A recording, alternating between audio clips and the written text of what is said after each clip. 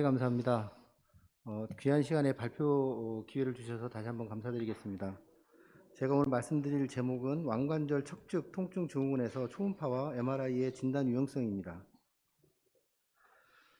오늘 살펴볼 내용들입니다.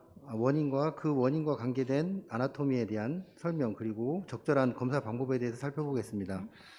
먼저 양해를 구할 것은 이 발표 특성상 이미 제출했던 강의록에서 동영상이 추가된 점과 또 변경된 내용이 있기 때문에 강의록을 보실 때 좀 참고 부탁드리겠습니다. 대학병원에 MRI를 들고 찾아오는 환자들 중에 다른 병원에서 각각 다른 진단을 받았다고 하소연하는 경우가 종종 있습니다. 그것은 아마 그 복잡한 아나토미도 특성이 될 수 있지만 증상과 일치하지 않는 파지티브 파인딩이 많다는 것이 진단을 더욱 어렵게 하는 것 같습니다. 올해 발표된 논문 하나를 소개시켜 드리겠습니다. 얼라사이드 페인이 있는 테니스 선수 14명과 통증이 없는 테니스 선수 14명, 그리고 일반 건강인 12명의 MRI를 조사해 봤더니 세 그룹 간의 TFCC와 ECU 패솔로지의 빈도가 유의하게 차이가 나지 않는다는 보고를 하면서 MRI 효용성 자체에 대한 의문을 제기한 논문이 있습니다. 이것처럼 영상 소견에 대한 접근을 할 때는 좀 신중한 접근을 해야 된다는 것을 설명하는 대목이 아닌가 싶습니다. 다양한 얼라사이드 리스트 페인에 대한 원인들을 나열한 표입니다. 이야기를 좀 더 진행하기 전에 제가 앞으로 TFCC를 설명하는 것은 DRUJ 인스터빌리티를 동반한 프록시말 파이버의 태어를 지칭한다고 생각해 주시면 될 것 같고요. 저희가 보고 있는 TFCC 센트럴 포포레이션은 충돌 증후군과 함께 포함시켰다고 생각하시면 될 것 같습니다. 빈도로는 얼라사이드 인펙션 신드롬이 가장 흔한 것 같습니다. 물론 젊은 환자들 사이에서는 DRUJ 인스터빌리티를 동반하는 TFCC도 상당히 많은 것 같습니다.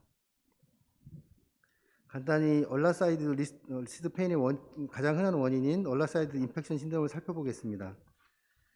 가장 흔한 것이 울라 파지티브 인팍션 신드롬으로 불리는 울로카팔 인팍션, 경상돌기가 충돌하는 울라 스텔로이드 인팍션, 그리고 하메이트 루네이트 인팍션, 얼라 네가티브 베리언스 때 주로 나타나는 얼라 임핀지먼트, 그리고 리가먼트 인저리인 루노 트리코트랄 인터스 리가먼트의 손상도 모두 얼라사이드 인팍션 신드롬에 포함이 되겠습니다.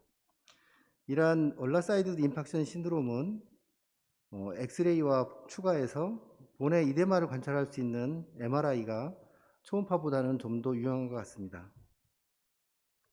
그래서 결국 저희가 초음파의 도움을 받을 수 있는 것은 DRUJ 인스터빌리티, 그리고 텐던, 너브 정도의 카테고리가 아닌가 싶습니다.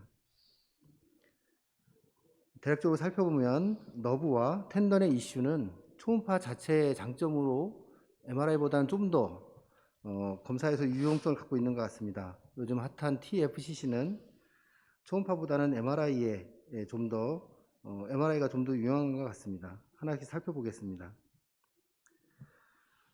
초음파는 페리페럴 너브 리전에 대해서 정확도에서 MRI보다 센시티브가 높다고 보고되고 있습니다. 그 이유는 초음파가 MRI보다 좀 더 나은 레졸루션을 보이기 때문입니다. 보여드린 예처럼 울라너브의 슈바노마가 의심되는 환자에서 컨벤셔널 MRI에서 보이는 병변과 비교해서 초음파에서는 정상 파시클과 매스를 따로 구별할 수 있는 좀 더 나은 레졸루션을 확인하실 수 있습니다. 초음파의 또 다른 장점인 다이나믹 검사의 장점을 보여주는 케이스를 보여드리겠습니다. 간헐적으로 얼라사이드에 레디에이팅 페인이 있는 환자에게서 증상이 있는 좌측 동영상을 보시면 울라 아터리, 울라 너브, 그리고 도달 센서리 브랜치가 되겠습니다. 보시는 것처럼 샤프한 본 마진에 의해서 도달 센서리 브랜치가 이리테이션 되는 것으로 이 환자를 진단할 수 있습니다. 확연하게 인트랜식 머슬의 아트로피가 관찰되는 환자, 그리고 전기 신경 검사에서도 병변이 확인됐지만 MRI에서 뚜렷한 국소적인 부위에 병변을 확인하지 못했던 환자입니다. 건축과 비교해서 증상이 있는 쪽은 하이포세나 파이브러스 오리진이 더 두꺼워져 있고 올라너브의 모터 브랜치인 딥 브랜치가 건축과 비교해 증대되어 있는 것을 확인하고 수술을 결정하였던 증례가 되겠습니다. 텐던입니다. ECU 텐던은 포암의 포지션에 따라서 그 주행 경로가 바뀌는 해박적 특성을 가지고 있습니다. 특히 포암의 수피네이션, 리스트의 플렉션, 올라데베이션 시에 그루브를 벗어나려는 경향이 가장 크게 됩니다. 임상적으로는 배드민턴에서의 낮은 서비스를 들어올리는 동작이나 또 골프 선수가 왼손의 코킹을 끝까지 유지하는 동작들이 이런 경향을 더 많게 만들 수 있다는 거 생각하시면 될 것 같습니다. 얼라사이드의 리스트 페인을 호소하면서 ECU 주변에 스웰링이 보이고 그리고 전완부를 로테이션 할 때 툭툭거리는 소리가 난다는 환자들은 초음파를 검사를 필요로 하겠습니다. 하지만 앞에서 설명한 MRI와 마찬가지로 초음파에서도 심통과 일치하지 않는 abnormal 파인딩이 있기 때문에 역시 해석할 때 주의를 필요로 합니다. 그래서 그런 단점을 극복하기 위해서 항상 양측을 비교하는 것을 추천해 드리고 있습니다. 이렇게 필로우 2개를 이용해서 아래쪽과 같은 포지션으로 검사를 하면 양측을 비교하는 것이 좀 더 유리한 것 같습니다. 검사하실 때는 울라 그루브의 뎁스 그리고 텐던의 두께, 동반된 시노비알 하이퍼트로피 유무를 관찰하는 것이 필요하겠습니다. 다이나믹 검사도 할 수 있는데요.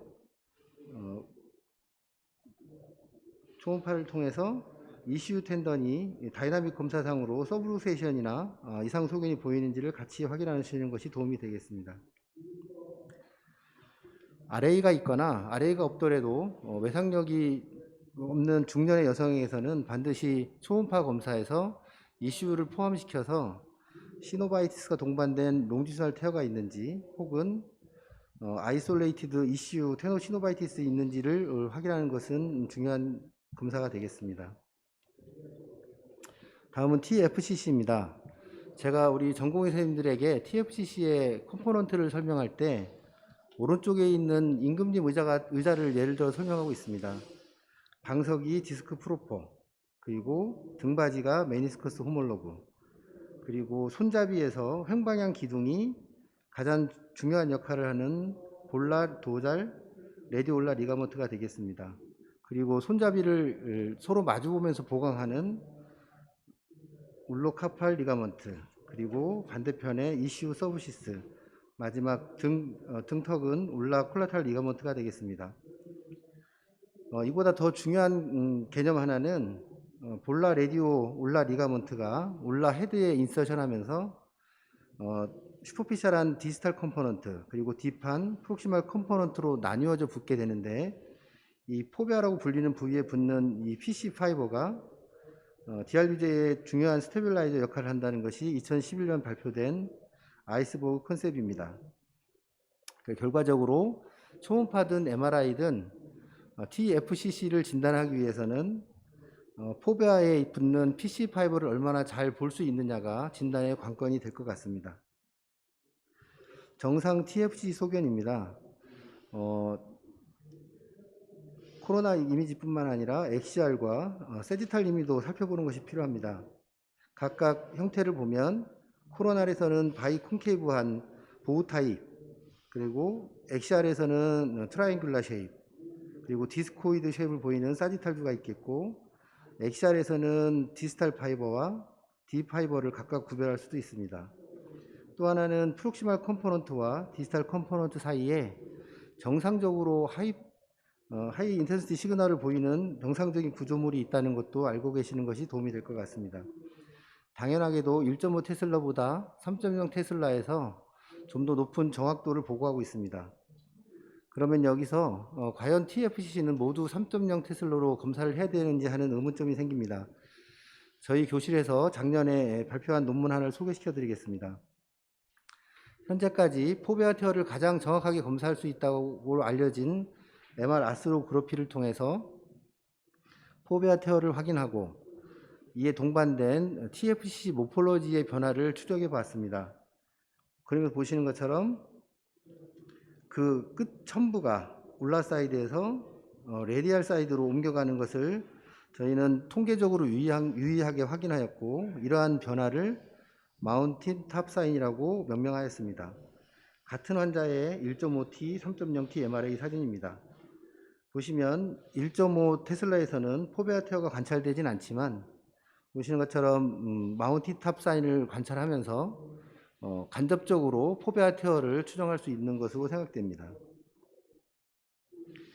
앞에서 설명드린 것처럼 MRA는 가장 포베아 테어를 잘 볼 수 있는 영상이 되겠습니다. 덤으로 컨벤셔널 MRI에서 관찰하기 어려운 누노트리코트럴 리가먼트 테어도 확인할 수 있지만, 검사 방법 자체가 인베시브하다는 단점이 있을 수 있습니다. 초음파는 어떨까요? 초음파는 아시는 것처럼 전통적인 방법으로는 올라 스틸로이드 프로세스에 의해서 어코스팅 섀도우에 의해서 포베아 리전을 관찰하기는 어렵습니다. TFC 초음파 연구에서 가장 흔히 인용되는 이 논문조차도 앞에서 설명드린 2011년 발표된 아이스버그의 컨셉 이전의 논문이기 때문에 프록시말 파이버를 포함시키지 않은 검사 방법이 되겠습니다. 그래서 혹자들은 TFCC의 초음파의 용도는 진단보다는 오히려 인젝션에 한정돼서 설명하기도 하였습니다. 최근까지 발표된 논문들에서조차도 이런 프록시말 파이버에 대한 검사를 설명한 논문들은 없습니다. 2017년에 발표된 아주 그럴듯한 제목의 논문에서도 보시는 것처럼 TFCC 포베아 부분을 포함하지 않는 결과를 가지고 논문 결과를 발표하고 있습니다. 2019년 드디어 포베아를 검사하는 프로토콜을 제시한 논문이 있습니다. 소개시켜 드리겠습니다. 왼쪽에 있는 모식도에서 빨간색 박스를 이용하면 위에 있는 영상을 얻을 수 있고, 포베아에 해당되는 아래쪽 파란색 박스를 이용해서 롱지슈널 액시스로 검사하면 이 포베아 부위를 검사할 수 있다고 설명하고 있습니다. 논문에서는 숏 액시스 뷰도 설명하고 있는데, 제 개인적인 생각은 이 숏 액시스는 그 딥 파이버가 스티프 오블리크하게 인서션하기 때문에 막상 해보면 아나이소트로피가 심해서 그 프록시멀 파이버를 관찰하기는 어려운 것 같습니다. 제가 관찰하는 방법을 소개시켜 드리겠습니다. 보인 것처럼 얼라스틸로이드 위에 프로브를 위치시킨 다음에 레디알 사이드로 회전하면서 관찰하면 레디올라 리가먼트의 도잘 파트를 관찰할 수 있습니다. 얼라스틸로이드 프로세스가 사라지면서 플랫한 부위가 보이고, 이 부위가 도잘 레디올라 리가먼트가 인서션하는 포베아 부위가 되겠습니다. 이 검사에서는 테어가 의심되는 양상 소견을 보이고 있습니다. 역시 수피네이션을 해서 검사하는 방법도 마찬가지로 스틸로이드로부터 멀어지는 레디알 사이드 쪽으로 프로브를 이동해 가면 볼라 사이드에 레디올라 리가먼트를 관찰할 수 있습니다. 스틸로이드가 없어지면서 플랫한 부위에 볼라, 포베아 리전을 확인할 수 있고요. 여기서는 정상 소견을 보이고 있습니다. 실제로 이 환자는 수피네이션에서보다 프로네이션 시에 인스터빌리티가 더 뚜렷한 환자였습니다. 하지만 실제로는 수피네이션 시에서 인스터빌리티가 더 문제가 되는 경우가 많기 때문에 프로네이션과 수피네이션 중에서 수피네이션 검사를 좀 더 자세히 관찰해야 될 필요가 있습니다. 마지막으로 특징적인 소견을 보였던 케이스를 MRI와 비교해서 한번 보여드리겠습니다. 19세 4주 전에 푸시 인저리로 얼라사이드 리스트 페인을 주소로 내원한 환자입니다. 보시는 것처럼 수피네이션 한 상태에서 프루브를 위치시켰고,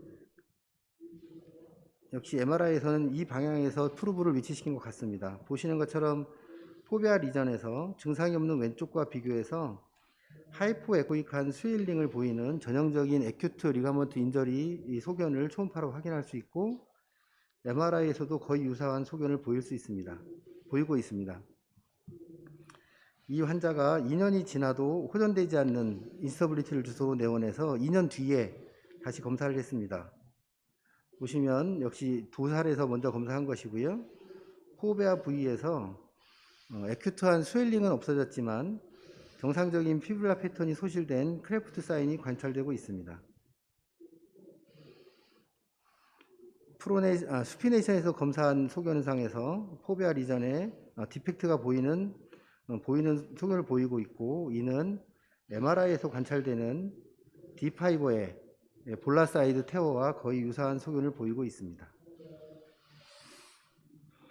제가 2년간 TFCC 수술을 시행한 환자들에게서 초음파와 MRI 그리고 아스로스콥 소견을 비교해서 확인해 보니 트라우마 히스토리가 명확하고 명확한 젊은 남자에서 한쪽에 뚜렷한 불안정성이 있는 경우는 초음파가 유용하게 사용될 수 있을 거라고 생각됩니다.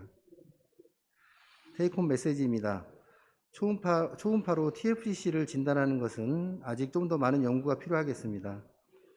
MRI의 양성 소견은 반드시 클리니컬 증상과 비교하는 것이 필요합니다. 무엇보다도 두 검사를 적절하게 선택해서 사용하는 것이 중요하다고 생각됩니다. 경청해 주셔서 감사합니다.